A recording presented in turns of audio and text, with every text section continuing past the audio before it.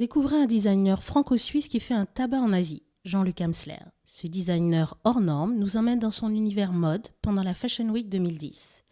L'originalité de l'événement, une exposition mode au lieu d'un défilé, une exposition qui met en avant la force, la puissance et la protection de la femme en ces temps tourmentés. Découvrez l'univers de Jean-Luc Amsler et son exposition Carapace qui voyage à travers le monde.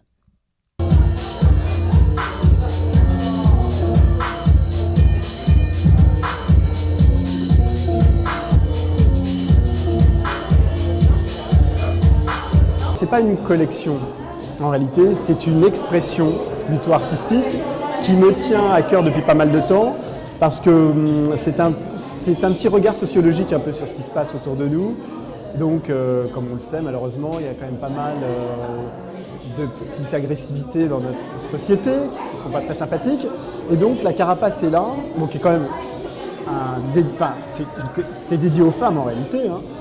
Et c'est pour mettre en valeur l'aspect protection guerrière de la femme, comme si ce vêtement était il n'y a plus de problème, allez-y, vous êtes des guerrières, ne craignez plus personne. Et voilà, donc c'est un peu ça le but de cette exposition.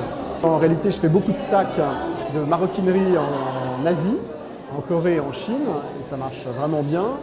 Et du coup, ça m'a aussi inspiré, étant donné que le sac est un objet rigide en cuir. Je me suis dit, tiens, et si j'arrivais à décliner en vêtements aussi une idée, entre guillemets, d'un sac à main. Et du coup, quitter un peu les robes du soir avec des strass et des jolies choses. Et une carapace peut être tout aussi esthétique et glamour que une robe du soir en réalité. Il y a plusieurs cuirs, il y a évidemment de l'agneau, comme tout est fait en Suisse, donc il y a de la vache. Et puis qu'est-ce qu'il y a d'autre? Il y a des impressions crocodile, enfin il y a, voilà, mais c'est à base de cuir. Sauf une carapace qui est en cuivre. Cuivre qui elle est traitée comme du cuir. Et je trouvais ça assez drôle. Alors, ça va être une exposition, donc on commence par Paris, parce que comme tout le monde le sait, Paris est la ville la plus critique pratiquement qui existe.